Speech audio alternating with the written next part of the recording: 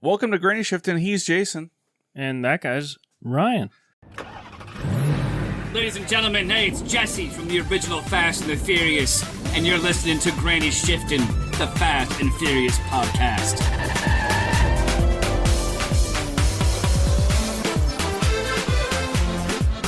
Thanks for tuning in this week. We are talking about minute 10, and it starts off with this high revving, high leaping truck flatbed machine. And this is highly customized. I mean, okay, even this shot here, big off-road tires, Fox suspension, and the whole thing is custom. I mean, it is a flatbed truck. Yeah, it's but based it's off got of some some chassis. Serious work done. The whole cabin, it's cool looking. It is cool, but it's almost like trophy truck, dune buggy. I mean, it literally... And okay, so it's like a bus front end. Like, what is that front end of? It's like the an kind old of tractor truck. trailer. Yeah, well, we have one of these at work too, a flatbed like this, where it has no nose, where the engine is like in. I mean, there's the cabin. It's like back here. There's some trucks built like this, but there's like literally the windshields, which it has none, is straight down over the grill. Yeah, it's cool though. Catches air, and the thing it has some work. Man, that is a wild jump. You think there's actually guys standing back there? Imagine standing. There's 4 guys standing on the bed of this thing. That thing caught some serious air. It just went way up in the air. And landed and bounced like crazy. And it bounced only on the front wheels. Like, it like landed on the front wheels and like stayed on. Like, the back wheels didn't even touch. Because the back end's so light, probably. Yeah. So, but that would throw you off. Yeah. So, scene change back to the train. Brian and Mia are going between rail cars because now he has some device that he can open doors. Well, I'm guessing you only need the device for certain trains because you have to be able to go between train cars because bathrooms are only on certain cars. Okay. Yeah. Right? And safety, fire hazard. So there's certain train cars you can't get into, which might be luggage cars that might carry something special. Yeah. But I got the vibe real quick that that trophy truck, whatever, flatbed is heading to meet them. Yes. Yeah. Yeah. Now, so they have like a plain white card that he swiped in Brian's device. Now, that sort of makes sense. If you ever go to a hotel, they can like swipe the cards and it like puts the code into the card and then it opens your door. Yeah. So they can do that. Stole the code from the Ticketmaster and then they loaded it onto this blank card that now they're getting into this extra train car. Right. So they go into the train car. Flashback to the truck. And here's the problem I'm taking. Oh, we get a shot in the cabin. This thing is fully custom. It has like one of those wheels with a little like cushion in the middle in case you bounce your head off it. The guy's wearing like racing gloves and everything is just metal. Metal. And the floorboard is like grated metal. A cage with pool noodles on it. It has like a sheet metal dashboard with advanced auto gauges in it. Like everything is just fully custom on this. Pretty sweet ride, to be honest. And they're hauling. Yeah. But here's the problem I have. They are going to meet the train, right? Yeah. They knew they were going to meet the train. Why did they wait so long to go? They could have literally sat along the tracks and just waited till it got there. They also don't know where. Like, Brian and me are waiting for the Ticketmaster. Right, they need him. They don't know when he's going to come out. To steal his card info. Yeah. So these guys can't, like I'm guessing they're going to go help, but they can't get involved until Brian and Mia get back to this other train car. Why didn't they just park there? And it doesn't make sense that Brian and Mia wouldn't make a phone call. Like, hey, we got it. Time to meet us. And they're like, okay, and take off. They're already going. They're just like jumping. We're just going to drive until we call us. But they're not that close either. Like, okay, so now we see the truck at second 26. We see the truck and the train in the same. Yeah.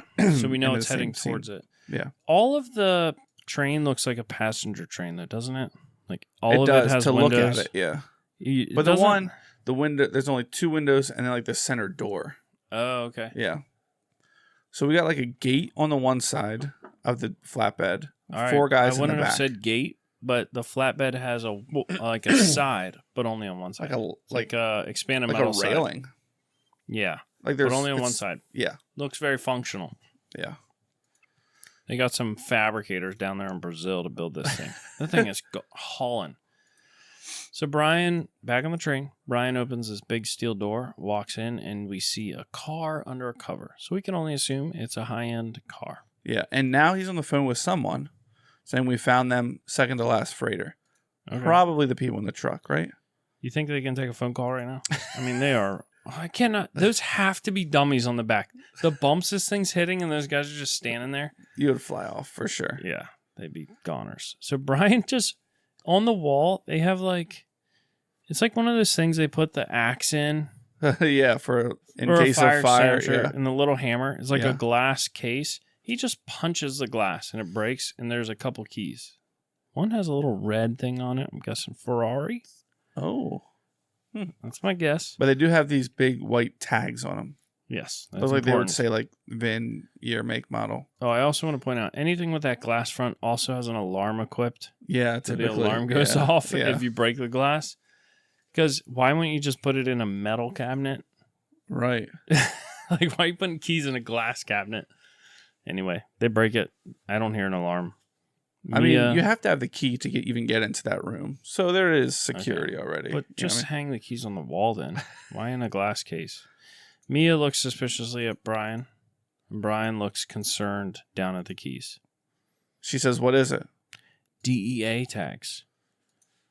What does that mean? He gives us a clue. These cars have been seized. Yeah. So now, like a good old Fast and Furious film, Vince talked him into something, but didn't give him all the deets. They're about to commit a federal offense. Yeah, now, they're is there stealing DEA cars from the government, I guess. Drug and alcohol. DEA, drug enforcement area. Can't be it. The DEA, drugs. Drug is that enforcement. What DEA? It's like, I don't know what DEA stands for. Isn't that the guy from? Isn't Bryan Cranston's? Isn't the Heisenberg's brother-in-law DEA? Yeah. I thought it was drugs. It's going to make so much sense when we Google it. Drug Enforcement Administration. Yeah. Oh, enforcement. That starts with an I. But Brazil has one, I guess, too. Because they're in Brazil. Yeah. Unless the U.S. has them down there. But they took them from somewhere in Central America and bringing them back. But you can see the concern in Brian's eyes, like, oh boy, we're about to steal a DEA car. Yeah. It's different than we're not stealing from a person. Right. Stealing from a government now. The minute ends with this specialized truck, which is so cool. I can't get over how cool this thing looks. I mean, how high is it off the ground? You know what this reminds me of? Like a stripped down old military. Yeah. Like you see at like off-road events, like, or in like Russia going through crazy mud with logs on the back. It looks like that, but like a lot of the body stripped either off military or Russia carrying logs. One of those two things. Yeah. Multi-use vehicle. You got it. But yeah, it pulls right up along the train. Like literally drifts up and comes within a foot of hitting it. Oh. Not suspicious. Yeah. Who got that camera shot? It was a good shot. They did well. Yeah. How many times did they do it? Well, it's got to be annoying to stop a train, back a train up, and reshoot it. Like, get close, just not too close. Yeah. Ken Block probably did it. I wonder how many cameras they had set up along these tracks to get pictures of it driving by. Also frustrating. Because you can see in some of the other movies how when they're like supposed to be going fast and they zoom out, you're like, okay, they're not. I can see they're not going fast. The cars are driving 5 miles an hour and they're weaving the traffic. But this truck looks like it's hauling. Like, dirt's fine. It has to be to catch air like that. Yeah. Those 4 guys are still in the back though. They have, the 4 dummies. Either they're dummies or they're literally dummies. Yeah. Dumb men. Yeah. You know, because dim-witted. You can't just stand on the back of a truck taking jumps. Right. Dumb as in they can't speak, or dumb as in dim-witted? Dumb as in they're fake, or dumb as in they're dim-witted? Yeah. Either one. And if they're fake, then they definitely can't speak.